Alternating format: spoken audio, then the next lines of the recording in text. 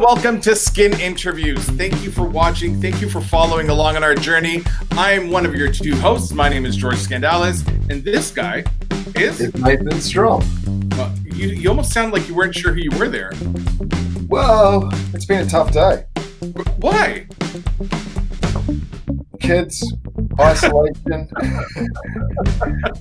working full time. My wife's working full time. Working full time during what's going on in the world today is a blessing. So don't let them complain. And for me, who doesn't have kids, kids are double the blessing.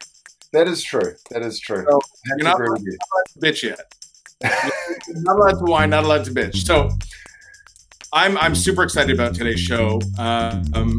I actually sat down and I created a whole intro. Usually I just wing it, but I had to get it 100% right today, Nathan, because I don't want to screw this up. This is a big deal for the two of us today. Yeah, you better get this right, man, because this is all on you. You better bring your A game tonight, because I'm going to live off your energy.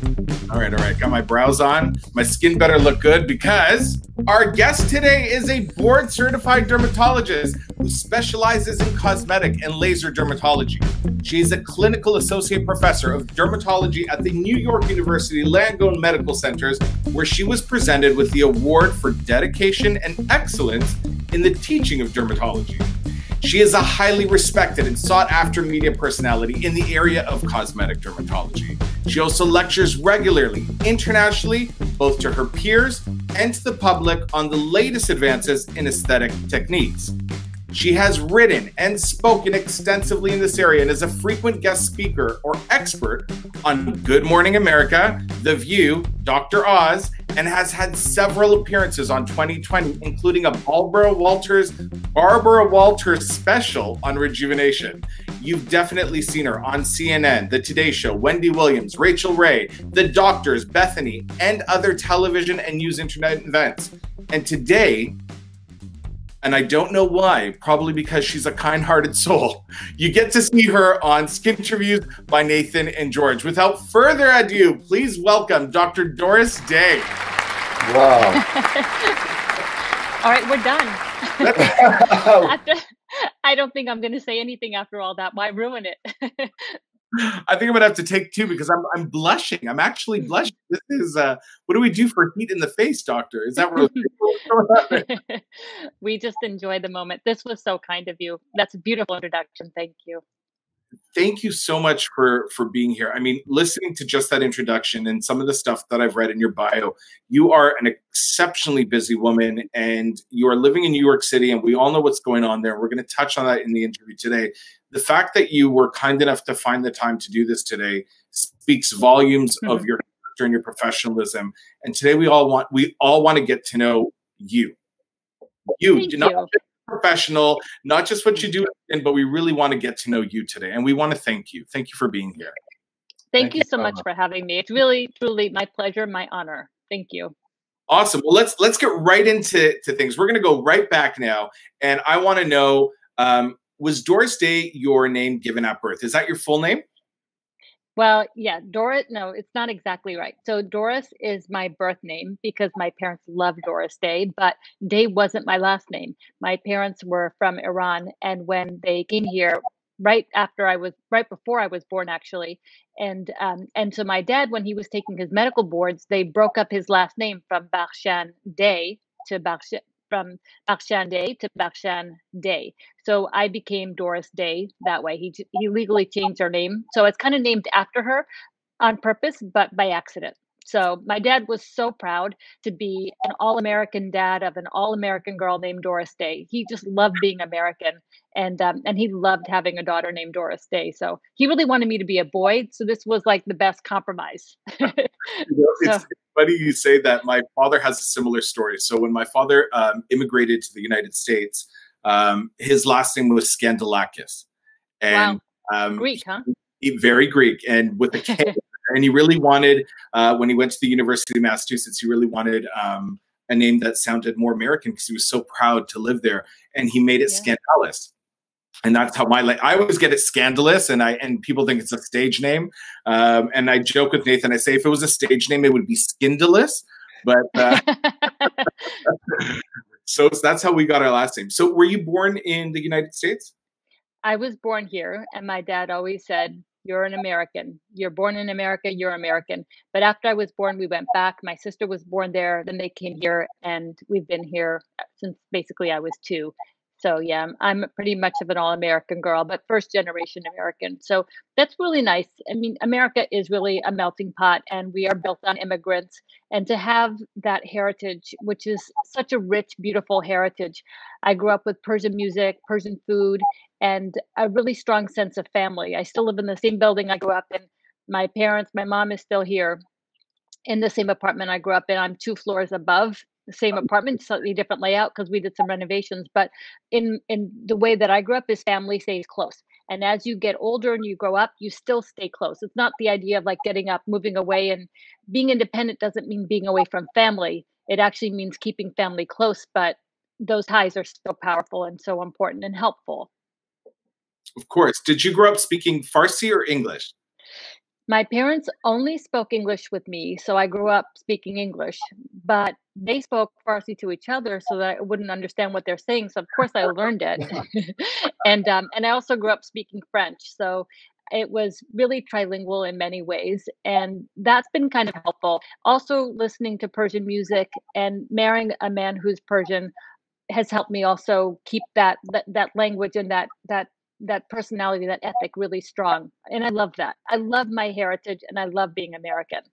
I love that. I love that. I love the passion that you hold about it all. And so I know now about your parents and your sister, and you are married and you have Yes. 2 beautiful children.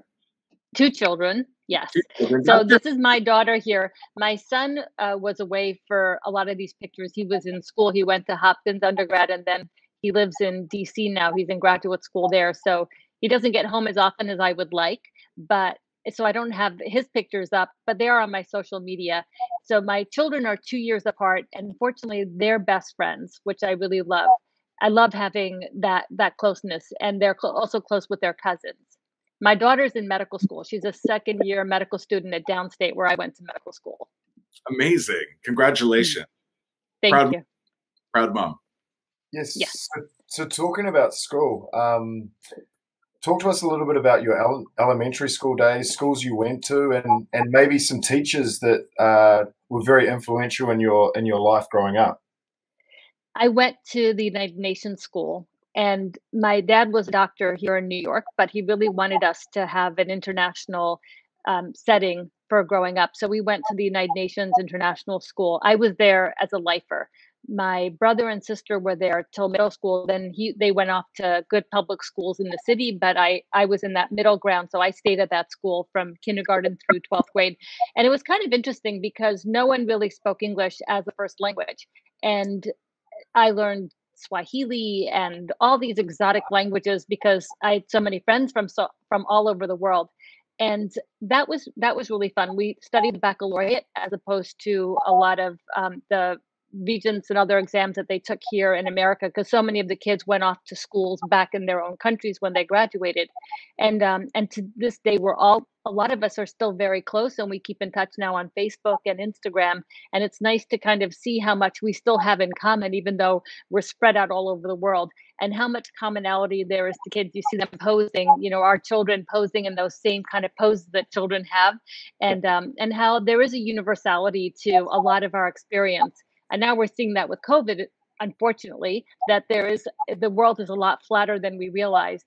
But growing up, having friends leave quite often made me the stable one. I still lived in the same building. I lived in the same city. I went to the same school, but so much around me was always changing. And so it was kind of interesting for the world to keep spinning with me in the same spot.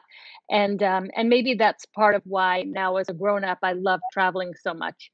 I always wanted to travel. My parents took us to a lot of places growing up. My dad, as a doctor, spoke at a lot of meetings around the world, but I I love getting to go places, and I never thought as a doctor I'd get to travel as much as I do. Amazing. So you pretty much at a young age, you pretty much traveled around the world without even having to travel, didn't you? Yeah, exactly. And then my dad thought it was really important for us to see a lot of things. So they took us my dad and my mom took the kids to South America, to Europe, we used to go to Iran for the summers to visit grandparents and family. So I was used to traveling and being on planes. And even to this day, when I go to the airport, I still get so excited. I love airplane rides. I love airports. We used to dress up to go to the airport. It was always a thrill. And I still, it kind of stays with you. Yeah, totally. So was being a doctor always the plan, or was there something else when you were growing up? It was kind of always the plan, but not exactly. So growing up, I mean, one of the things I loved was being, I loved the idea of being a secretary because I loved organizing things and taking care of things. I loved teaching, and I used to have an easel and have all my dolls lined up, and they were the only ones who'd pay any attention to me. My brother and sister weren't really that interested in me being their teacher, but my dolls paid good attention.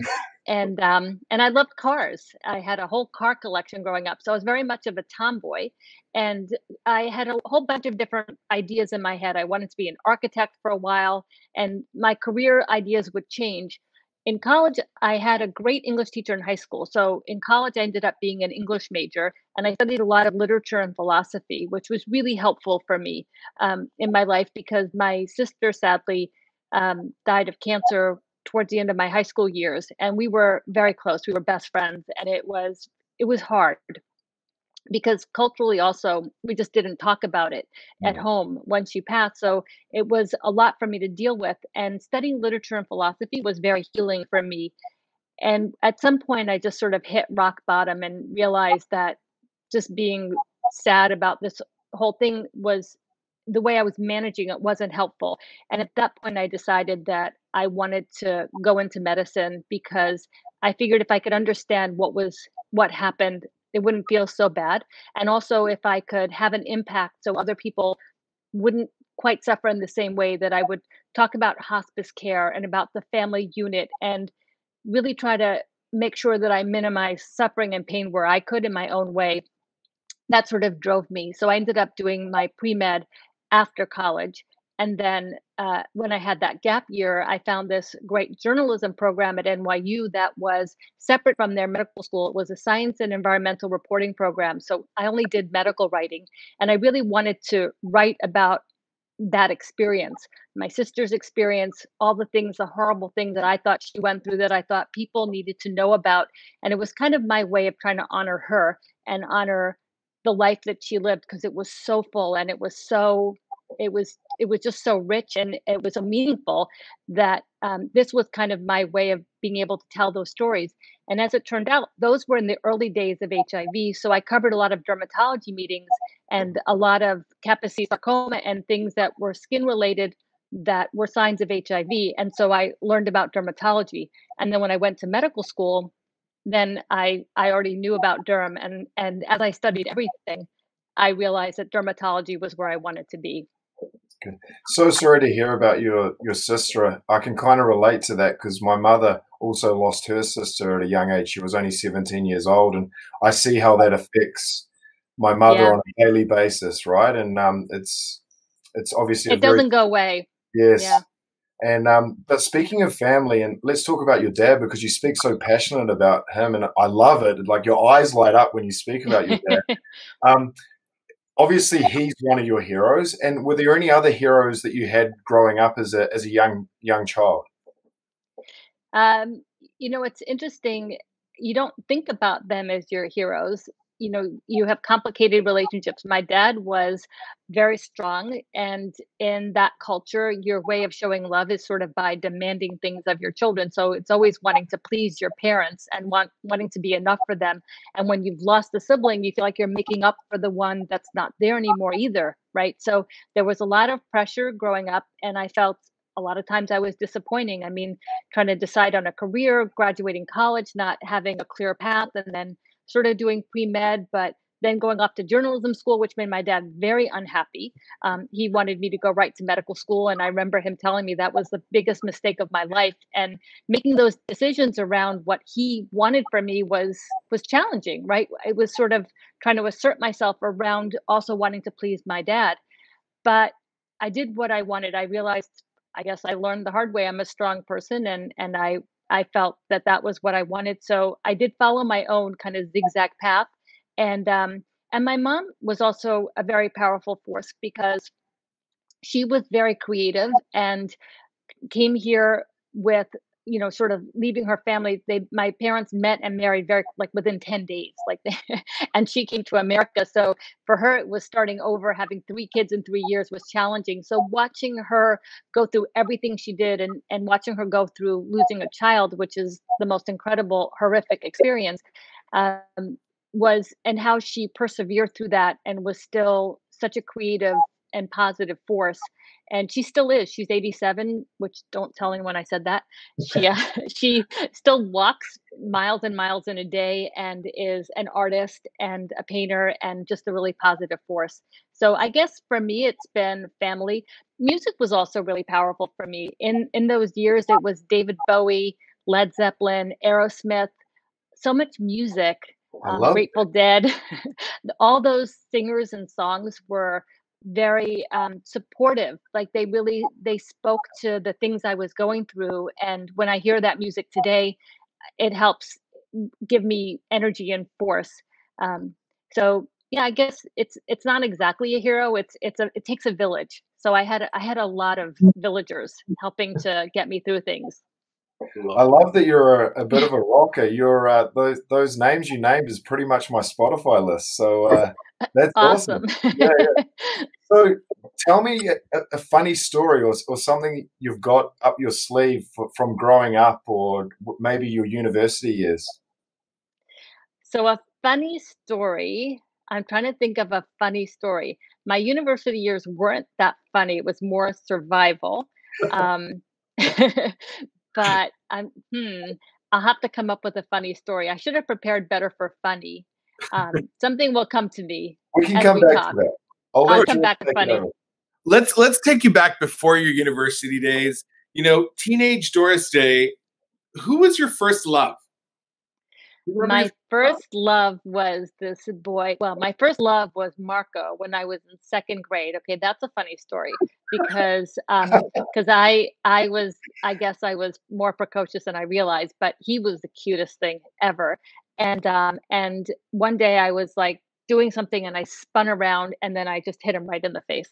I just I was trying to get his attention somehow and I did something and I twirled and I just right in the nose. And that wasn't yeah, did not make a good impression. So that was, Do you know? not a good start. Do you know where Marco is today? No, he probably is still running away from me. I'm not sure. I don't know where he is, but I still can see his face in my head, though. He was so cute. Well, dare I ask how your first kiss was ever? My first kiss was, um, I think it was Stefan Vogel in high school someplace.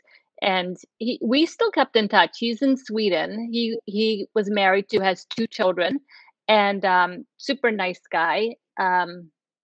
He, yeah, I think sadly his wife passed of cancer, but we've kept in touch. We've had some nice conversations. So there's something nostalgic about high school where even relationships that weren't perfect at the time, you look back and go, "Oh, wasn't that so lovely and sweet?"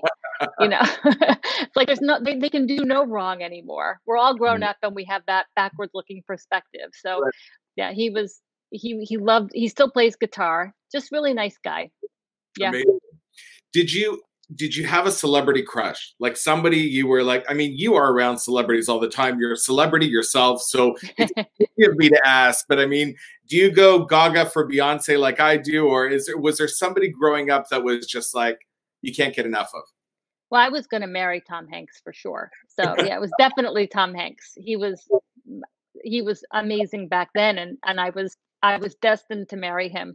But now I have kind of 3 celebrities that I carry all the time. So one is when I'm walking into a meeting or a party and I need to have my composure, it's Grace Kelly. So you sometimes have to channel your inner Grace Kelly. When I think about someone I admire and want to channel, it's Audrey Hepburn. I think she's incredible. And so I try to channel my inner charity and philanthropy of Audrey Hepburn. And when I'm doing my injections and I'm in my office and I have to be spot on and perfect every time, it's Beyonce all the way. So I channel my inner Beyonce. Yeah, And I have this vision of her coming in at this concert where she's walking down the aisle and the stadium is packed with like everyone who's anybody, all the most famous singers, celebrities, and she just picks up the microphone. She's wearing a little skirt, which I appreciate 'cause I don't love the leotard look. And the hair is blowing just so, and the microphone, and she takes it, and then she nails every note. And that's how it has to be. When I'm taking care of patients, I have to nail it every single time because for them, it's 100%. So it has to be perfection. And so you channel your inner Beyonce then. So So those are my celebrities now. I've seen you on a few of your Instagram lives, on a few of your other talks, and I love how you go into multiple therapies. I mean, you're an expert on so many different techniques and uses of technology, and I love that you use multiple modalities, and I love that you bring your inner Beyonce out. But I got to know, what is the last song you sang in your shower? Oh, the last song I sang in my shower is the last thing I probably heard on the radio, so it can vary. I often kind of make up my own songs based on I've always loved sort of doing my own singing, so I might just belt out a tune of things that I'm thinking about that sort of clears my head. So I don't know that it's a particular song, but I do love Johnny Cash, so it might be a Johnny Cash song. And I sort of fell in love with Johnny Cash after watching the movie Walk the Line. And I love the songs from that, but I also listen to a lot of country music and a lot of Johnny Cash. Now, I happen to think I have a great voice. Others don't agree, but oh well. They're wrong. They're wrong. So They're complete. What do they know? if I were to put you on the spot and say, give me a couple of lines of a made-up song about Skinterviews with George and Nathan. That's going to take a lot of alcohol, and I like you guys way too much to do that to you. So I'll spare you because you'll never have me back. All right, Nathan. I think it's time for your favorite dinner question. Yeah, so you're a lady of many talents, and I'm sure you're a great cook as well. So talk to me, if you were to invite 3 people to dinner, they could be living or dead. Who would they be, and what would you cook? Or if you're not cooking, what would you order in for them? So I would invite Irvin Yalom, who is a psychiatrist and writer. I would invite Thomas Mann, who is my most favorite author in the world, and probably Nietzsche. I would love to have them all together. So Nietzsche is my favorite philosopher, Thomas Mann is my favorite writer, and Irvin Yalom studied Nietzsche and has written some of the most interesting books, both fiction and nonfiction, that I've ever read. What would I cook? I would I would cook them Persian food because I love Persian food, Mhm. and I would probably take a whole day doing it and make everything from scratch because good Persian food, my mother-in-law would say, should be made from scratch. So I love to cook. I don't have enough time usually. Now I've been cooking more because I'm home, but I would make them a nice Persian meal and a great glass of wine. And I'd have to look up what that is because I only know what I like when I drink it, but I'm not a connoisseur. And we would sit and talk, and mostly I would try to listen.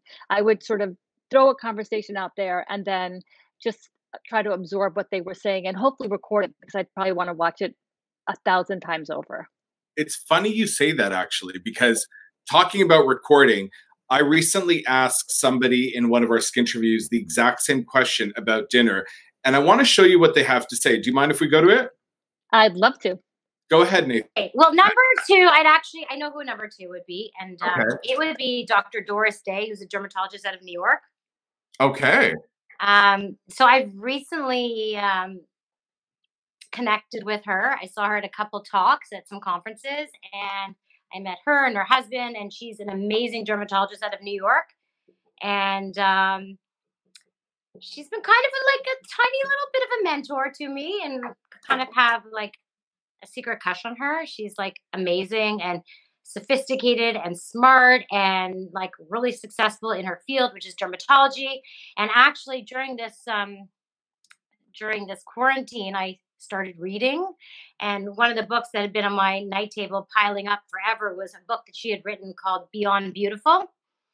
And so I started reading. It's really great. I'm halfway through the book, and I posted on my Instagram that I was reading it, and she reached out to me, and it was really nice. And now we've been chatting over this quarantine.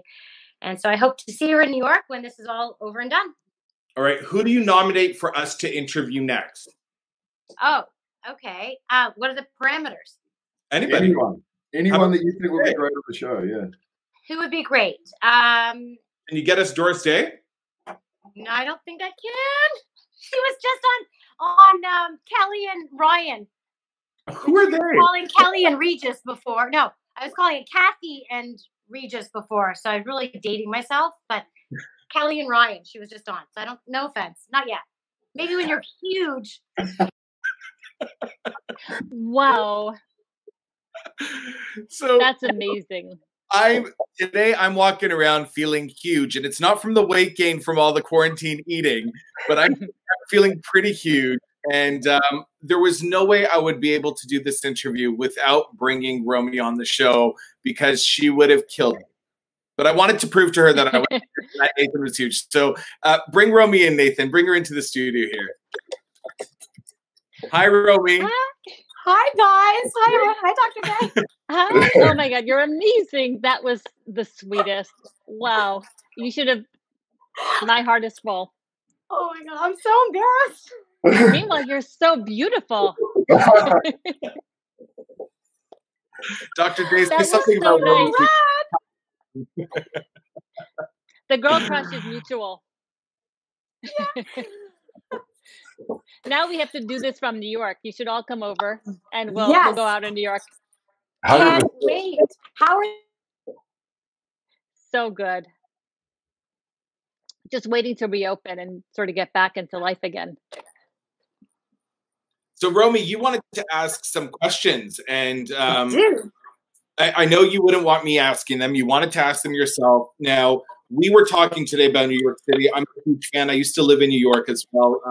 Romy and I spent the exact same weekend in New York, but we couldn't connect. So we have a goal to come back to New York and go see Moulin Rouge. We're inviting you to come with us. The questions. Romy has a whole set of questions. She's like, you got to get me. I got to ask them. So ask away. Okay. Am I good to go? You're ahead. Okay. So first question is, just want to know if you can tell me what your biggest mistake was when you were starting out your career. If you can name one mistake. So probably my biggest was not understanding the business side of it and not having a proper business plan. I just figured that opening an office, everything would fall into place, and being a doctor was the hardest part. But actually, being a doctor is not the hardest part. Managing an office on my own is the hardest part. And it was a very expensive lesson, because I kept reinventing the wheel over and over. And at 20 years in practice now, I think I'm sort of getting the hang of it. But it would have helped to have a little bit more of a business background and to understand how to do that.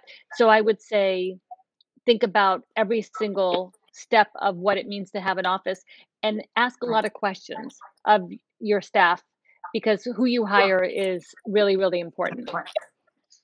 Right. That's what I'm using this time for now while we're all quarantined, is planning. Good. Okay. So question I have, actually, it's a two-part question. How did you get involved in media? And were you always comfortable with it right from the get-go? So I think part of it is because I'm a middle child and I'm a pretty good observer, and maybe we want attention. But yeah, I've always been comfortable with media. Having the journalism background and going that science and environmental reporting was helpful. Writing is also helpful. But if I look at my early videos, they were kind of scary. So there is definitely a learning curve that goes with this. And I've learned that sometimes you can't tell everybody everything you know in the 3 minutes you have on television. That's why I love having my radio show, because I have 2 hours to talk. So that's amazing. But in 3 minutes, you just have to understand that if you can get 1 or 2 points across, and if you understand that it's really not about you, it's about your message. So if I think about who was the biggest dermatologist 10 or 15 years ago, maybe a name comes to mind, maybe it doesn't, but having the name Doris Day was really helpful, because there's always somebody bigger named Doris Day. And so if I ever think I'm anything, I always know that someone will say, oh, do you know Doris Day, the actress? Right. And then you realize that, okay. So it keeps you humble, and that's the most important thing. Your legacy is what you leave for others, not that they remember your name. And if you can have an impact and tell somebody something they didn't know, something that's actionable that will help them make their life better, then that's everything, right? Then you really something. And that's my goal. So I don't pretend like it's about me. I don't particularly care about anyone remembering my name or if I'm famous or not famous. I just want to be a great doctor and an educator and to be fulfilled by that. And that's what I try to live by. Amazing. Okay, so most embarrassing moment that has happened while you're being interviewed, either TV or radio or any kind of media. Well, it is when I have to do my own hair and makeup. So it's like now. Like now. So it's like now. Yeah. So it's amazing what a difference lighting and hair and makeup can make. And just to have that in place is great. So being home these days and trying to figure that out by myself. I mean, even when we started this, I was like, can you just wait a minute? And I go look in the mirror and I think I made it 10 times worse. So yeah, well, what can you do? You look great. You look great. And one time, thank you. One time I was doing something on CNN with Paula Zahn, and the weather was horrible out. And I got in late, and somebody was doing my makeup, and I was speaking to the producer on the side. And then I go on, and I come home, and my daughter looks at me, and she's like, "Mommy, can you go wash off your makeup?" I looked like I had been embalmed. It was horrific. And then one other time I had been on Good Morning America with when I'm trying to remember who was on with me, but I was on Good Morning America, and I came home and my daughter, I said to my daughter, "How did I do?" And she goes, "Well, you win some, you lose some. It's just too bad that was on national television." So there I was on Good Morning America, and it was Hairspray was the play had just come out, so they did my hair like in Hairspray. It was like so it looked like a big helmet on my head. It was just awful. So that reminds me. So those things happen. My daughter told me last night, "Mommy, you need to get your roots done." I said, "Don't tell me that the day before." Oh, I love your hair. Oh God, it's so dark. I'm just sitting here going, how come she looks that good? And she's doing her I'm own sweating, hair and makeup. I'm red, I'm hot. See, this is what it's about. Appearance really has value. It really it is not frivolous. No, it's definitely not frivolous. Okay, last TV series that you have binge watched. Oh, I just watched so many right now. I just watched Cecil, and I'm watching Prisoners of War, and I watched Unorthodox. Oh, and Kim's Convenience. So.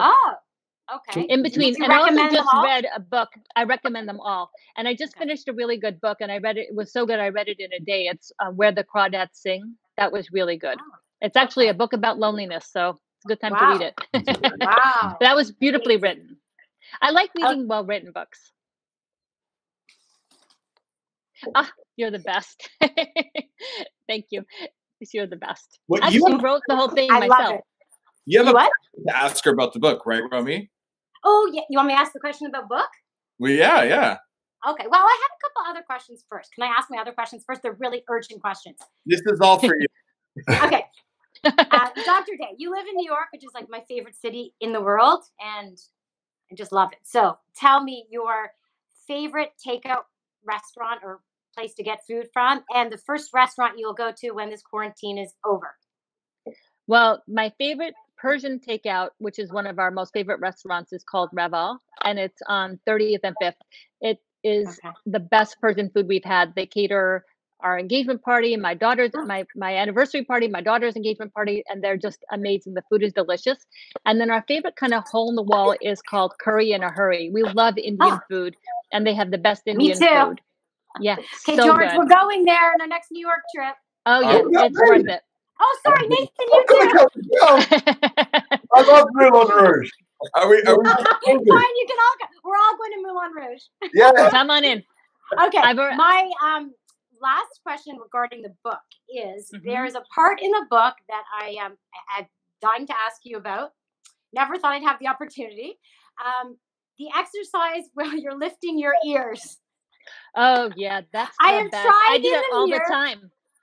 How do you do it? I've tried. I can't do it. Okay, so that's an important one because that's literally giving you a lift. So Yeah. what you do is I think of it as a deconstructed smile. So when you smile really big, your ears go up. So it's kind of like doing every part of a smile except for this part. So if you take a deep breath and relax your whole face, and then do that big authentic smile, your ears will go up. But sometimes another way to think about it is to think of sunshine moving laterally. It's not moving up, it's moving laterally. And it's hard to do when there's a lot of stressors because you're making a lot of expressions without realizing it. But if in a quiet moment you can take a deep breath and then just feel you just start to feel those muscles, it is the best exercise because it feels like having a nap because it really does feel like a smile, and it does bring joy when you do that. And once you figure out how to do it and you feel that first twinge of that muscle moving, then you start exercising it and practicing it. So when I walk into a patient's room, my ears go up. I do that expression, and it gives your whole face a lift. It takes decades off your face, and it is actually lifting. How long did it take you to do it? A year. Oh, okay. A year. I've been Took trying me a to do long it, time. and I can't do it. Yep. I So can think do of it. Can you do it? I can do it, but I can't do it on command. So my brother-in-law can do it on command where he can move his ears. And I always thought that, I tried, but it almost feels like you're flexing in this area, and this starts pulling back. But now I'm trying to do it and I can't feel it moving. But there are days where you can literally feel it pulling up. Really? So that's the beginning. When you, so for me, when I could first start doing it, and then I go into a room with a patient to show them, and I couldn't do it. So you really have to work it out. It's like any other muscle. You have to practice it. And when you get there, it is easy. Wow. But you have to isolate the muscle first. Yeah. And you don't even need to look in a mirror. You feel it more than anything. And then you start to see it. So now I can lift them up a lot. And I try to almost keep it so that that's my natural expression. Wow. Amazing. Okay. I'm going to practice every day. Yes, you'll get there. I Took love me it. a year. Romy, thank you so much for coming in. Thanks, guys. Thanks for having me. And I can't believe it. Dr. Day is here. I did not know they were going to reach out when I said what I said.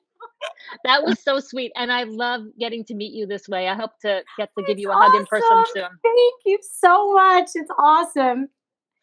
I love you. Thanks, Romy. We'll see you later. So that was so special. She's really special. And you know what? So we finished the interview with Romy, and I go to her. Well, I go, I know I'm not huge. I go, but I'm not a no guy. I don't take no. I'm gonna no. And Nathan's like, all right, bud. Well, you do your thing. He responded. I'm like, Nathan, she got back to me, and he's like, no way. So it's really special. Now the funny thing is, Romy had told me about the ear thing, but I hadn't caught on to what she meant because she was doing this. And I got to say, I haven't read the book yet. Romy said she's going to let me know all about it and read it. But you've written 3 books. We've got Beyond Beautiful. We have Forget the Facelift and 100 Questions and Answers About Acne. So tell me about the books. How did they come along? The first book, 100 Questions and Answers About Acne, is a series of books by, I think the publisher was Blackwell, or I forget the name of the publisher. So they came and they asked me to write a book, and they offered me 2 options. One was 100 Questions and Answers About Psoriasis or 100 Questions and Answers About Acne. So I picked acne because that was a little bit more interesting for me. And then I would go see a patient. They'd ask me a question. I think, good question. Let me go write that down. And then I sat and researched and answered. And it was a lot of fun to write that book. So that was kind of written at my kitchen counter. And then Forget the Facelift wasn't really about not having a facelift, because I send people out for plastic surgery consults all the time. I don't think it's a bad idea to have a facelift, but it was really about my philosophy of beautiful skin. And then the last book, the most recent book, Beyond Beautiful, was about, it's the next level of that. My philosophy of beauty goes beyond the physical. And in my observation of patients over the past 20 years, I noticed that there's commonalities to our experiences of how we age and how we see ourselves. And when you understand that connection, and when you try to have an impact on both the emotional side of it as well as the physical side of it, then you actually see your beauty. And we all have beauty. But if we don't know it and we don't see it, and we don't start by seeing our beauty and then looking to enhance it, then we never really achieve it. So I have patients who come in, and the first thing they say is they look in the mirror and they go, ugh, and they look at their eyes and they point out all their flaws and all the things they don't like. And I said, well, I don't want to take you from more flawed to less flawed. So let's look at what we love. Is it your bone structure? Is it your eyes? Is it the shape of your face?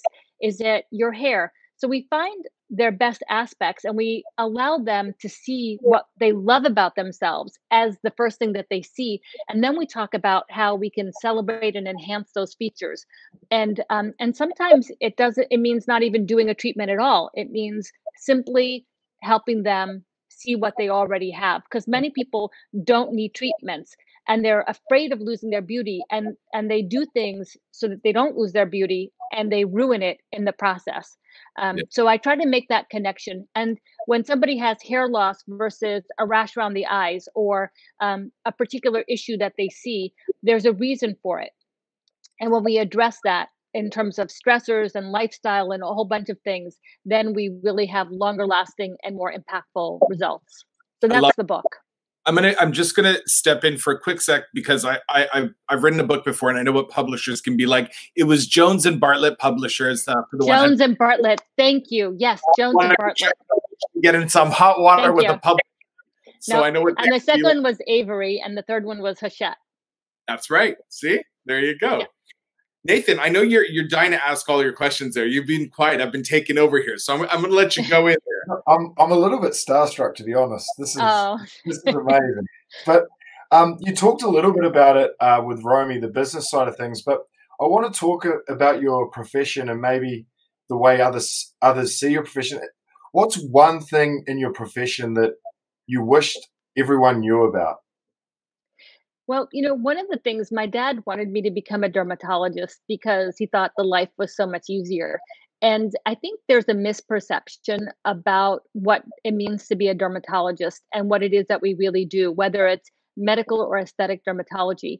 I did internal medicine before derm, so I've sort of been through all of it.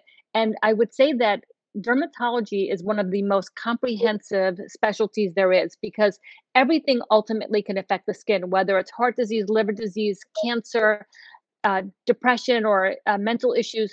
All of those things have manifestation. Even COVID is having manifestations in the skin. So as dermatologists, we have to know tropical diseases as well as all the different systemic diseases and infectious diseases. So it's really very broad. And then we have aesthetics on top of it. And what I love about being a dermatologist is that people come in because they're afraid of, and because they want to look better, whether they have acne or cancer. They will come and share their lives with us as dermatologists because they want us to help them address their fears of loss, whether it's loss of appearance, loss of relevance, loss of health, loss of life. So what we do is very powerful. And when you work through appearance, people listen. When I would tell somebody who had high blood pressure, eat less salt because your risk of stroke will go down, and that'll improve your blood pressure, and so your risk of stroke, they'd be like, eh. But if I said, you'll have less puffiness around the eyes, they'll be like, oh. If I said don't smoke because you won't get lung cancer and emphysema, they'd be like, eh. But if I say don't smoke because you won't have wrinkles around your mouth, your skin won't be sallow, they'll be, oh. So, we take advantage of things and can have an impact on health just by addressing skin issues. That's amazing. Is there something that upsets you about our industry? I'm unhappy that it's become so commoditized, that a lot of skincare, aesthetics, beauty, injectables has become so commoditized that people think that the products are giving you the results as opposed to the person who's injecting or doing the treatment. And to me, that's a real pity because it's not that way. And the injection or the treatment is not necessarily the most challenging part. It's the assessment. It's looking at someone, understanding what their balance is, what their process of aging is, and the best way to approach it. And the more we have more tools to address the aging process, the more we understand that process, from bone to fat to ligaments to muscle to skin. And it's oftentimes very tricky and not intuitive to have an impact. So I never chase a line and wrinkle. I always try to understand it. When somebody has forehead lines, just doing a neuromodulator like Botox for it is not the answer, because most of the time it means the brows have dropped. And if you inactivate that forehead muscle, you're limiting the ability to lift the forehead, and their brows drop more, their eyes look smaller, and they look older and more tired. So they may look and say, "Oh, my forehead lines are gone, I'm happy." But everyone else looking at them sees somebody who looks older and not natural. So to help someone look authentic and natural and beautiful as they age doesn't necessarily mean making them look younger. It certainly doesn't mean taking away expression, but it means understanding how to create balance. And that's not intuitive. I love that. I love that. New York City is going through a lot right now with coronavirus, and Yeah. Nathan's going to ask you all about it in a minute. And it's some of the things we're seeing, though, have, like you mentioned, impact the skin. So what have you noticed that separates it from anything else in the way that it's attacking the skin so far? Because there's obviously a lot we don't know about it still, right? Yeah, so with coronavirus and the skin, we kind of followed through what was going on in Italy, where they saw about 20% of patients or more had skin impact from it.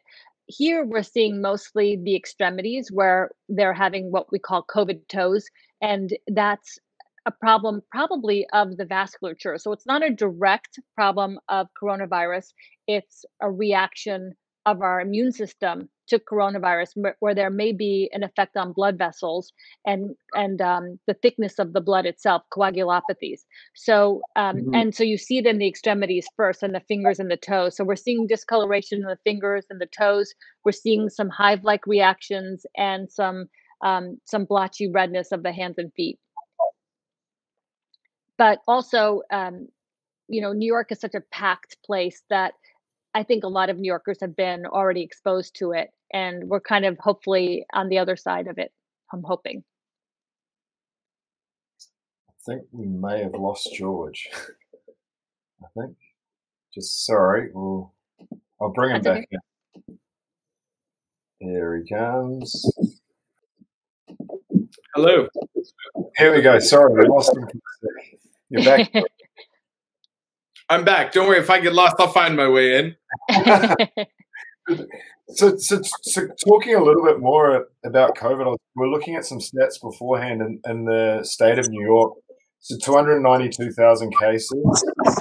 There's been 17,000 deaths so far. This virus has impacted the world in a huge way. So what have you been doing from a personal and business point of view to deal with this virus, and how are you pivoting and changing your lifestyle around this virus? Well, we go through phases where in the beginning it was panic of and a little bit of denial of like, what are we going to do and how are we going to stay busy and trying to keep to the old normal in this new situation. But at 6 weeks into it, so one is on the last day, I closed my office relatively early. So my last day in the office was the 13th of March. And as a goodbye to my staff, I did Botox for everybody.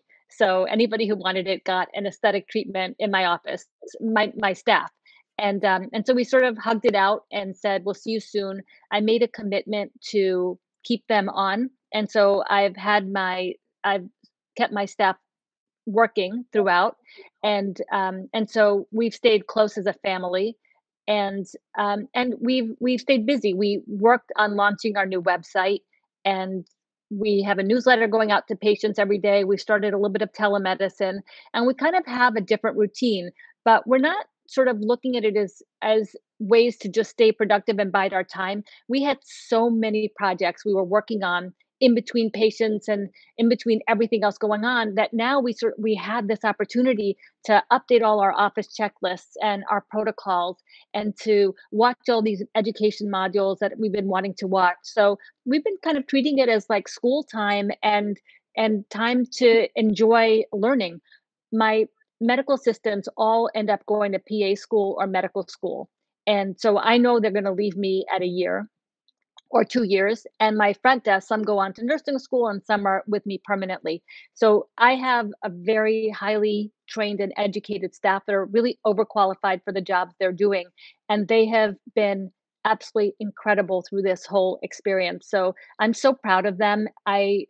been a huge deal for me to have a staff that I feel so connected to, and so and I feel like they're my peers really, and I love the work that we're doing. So we're getting a lot done, and I get to write now also, and read, and watch some things on Netflix, and cook, and have a different routine. So it's actually it's all life, right? We don't have control over some of the things going on. I didn't want to close my office. I was in such a great place. We had a great flow. Life was good, but that's things went the way they did. I'm grateful for my health and to have my family nearby. And so now I just take this moment in time, and I could sit and complain about it, or I could live. And I choose to try to find the positive in it and live, and complain once in a while too. Awesome. So now that the panic is over and you've sort of suggested that you're relaxing a little bit more, the best you can with this virus, if there was one thing, like one thing you're going to change in your behavior or what you do on a daily basis that you've learned from this virus when we come out of isolation again, because we will come out and we'll be stronger than ever before, what would that one thing be? I think, I'm going to try to, life sometimes forces you to slow it down. And I was starting to feel a little bit overwhelmed. I was doing a lot, and it was exhausting. I did love it, but it was getting to be a little bit too much, to the point where I almost couldn't catch my breath. And I had a lot of exciting meetings coming up. I was getting ready to go to Egypt, and then Monaco from Egypt, and then Slovenia and Sweden, all these great, interesting things that are all gone, all canceled. But at the same time, I realized that, well, it's just an opportunity to take a step back, slow it down, and maybe change my hours a bit. So I start a little bit later, or take more breaks in between, and actually do more cooking and some of the other things that I've enjoyed doing on this downtime. But I have a feeling I'll sort of get back into that same routine eventually, and it'll just go back. But I love both. So it just reminds me that, happiness is a choice, right? So we can be happy in any situation if we want to be happy. If we're it's the choices we make, and it's taking a situation and then finding the good in it. And I always say, and I learned that from my sister, um, and sort of surviving that, is that you have to make something good out of everything, even if there's no good in it at all. So even something as devastating as, what I went through with some of the things in my life, I found that on the other side, I could make something good out of it. And you kind of get better at that over time, right? So it doesn't hit me as hard because, my dad got hit by a car on the sidewalk, and he survived the accident, but not the recovery. But we had the most beautiful ending. He was 92, and he was walking 10 miles a day, and was doing what he loved in the city that he loved. So I got to take care of him at the end and have the most beautiful goodbye. And we made something good out of it. It was his time, right? So it's really just taking moments in life that don't seem to have good in it. You didn't choose it. And my office was running well, and things were in such a good place. But here I am. And so my house looks a lot better. I've done some cleanup around here. My room is cleaned up. I've done some writing. My website is launched. I'll start my next book. I have time to think and sleep and daydream and listen to music again. It's good. All right. Well, I'm sorry that my Wi-Fi went out, but listening to you speak, I'm not going to get upset about it at all. There's worse things that could happen. So we are at the point of our interview where we ask some quick fire questions. So we want you to answer as quickly as you can think of which one you would pick, and answer honestly. So red or blue? Red. Black or white? Black. Cats or dogs? Oh my goodness, dogs. Mom or dad? Dad. Favorite drink? Whiskey sour. Champagne or wine? Champagne. Stuck in isolation for 12 more weeks. You can only bring one person. Who would it be? My daughter. Coffee or tea? Tea. Nathan or me? Me.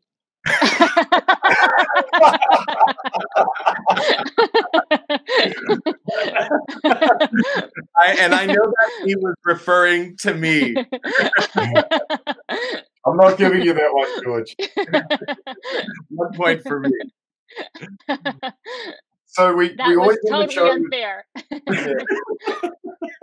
We always end the show with two last questions. We try and tie things back to skin because we are called Skinterviews. So Yeah. if you could just talk us quickly through your daily skin regimen or your daily Okay. skin routine. Yeah. So cleansing, and then once a week I exfoliate, and then serum, and then a lotion, and then a moisturizer. Sometimes I'll throw in a vitamin C. I do a separate eye cream, separate neck cream, and separate body cream. And I'm very good about it. Once in a Love while I'll get lazy and then I get back into it. Awesome, awesome. And the last question of the night before I let George wrap it up. If there was one person you'd like to see on the show, who would it be? And can you help us get them on the show for us? Okay. So one person I'd like to see on the show is, you know what? Is Dr. Pimple Popper, is Dr. Sandra Lee. She's cool. I like her. She's very cool. She's a good friend and she is awesome. And she's just got such a great affect, a great personality. She's such the real deal and I'm so proud of her. I'm obsessed with watching her videos, and my better half will not watch them with me. But I can't watch them. I love them. I love them. So Yeah, if you she does great work. I'll help you. Yeah, that'd be great. I'd love that. I want to close the show with mentioning to people that they can follow you, of course, on social media at Dr. Doris Day. You do have your website, which is myclearskin.com. And I want to thank you again. I think it's wonderful how personable you are and how easily approachable you were, and that we can talk about all these things. Where can people buy your books? They're on Amazon and also on my website. Amazing, amazing. I'm definitely going to go buy them, and I'm going to start with the facelift one first, and then move to the next one. I want to take them in sequence. So, perfect. And once again, thank you so much for being here. It was incredible to have Dr. Doris Day on today. I want to thank my co-host Nathan. I want to thank Romy for dropping by and visiting us. And I want you all to go out and get inspired. Read one of Dr. Day's books. I mean, people write things. These are their legacies they leave behind. These are the words that mean something to them at different stages of their lives. So as somebody that's written a book and has been published, I appreciate when I hear that other people have done so, because it's a moment of their life that had big validation for them, big issue, something super important. It's important that you support that. Thank you for watching. If you have questions, you know where to reach us. Skin.Terviews on Instagram, and of course our Facebook page. You can also reach us on LinkedIn and YouTube. Make sure to send us your questions, what you want us to ask our experts, and if there's somebody you'd like on the show, we'll try to get them on. Now, I definitely want to get Dr. Pimple Popper on, because there's one. Where is it? It's backwards. That's right here. You see that one? That's horrible. I won't pop it on screen. But thank you for watching Skinterviews. We'll see you on the next episode. Take care.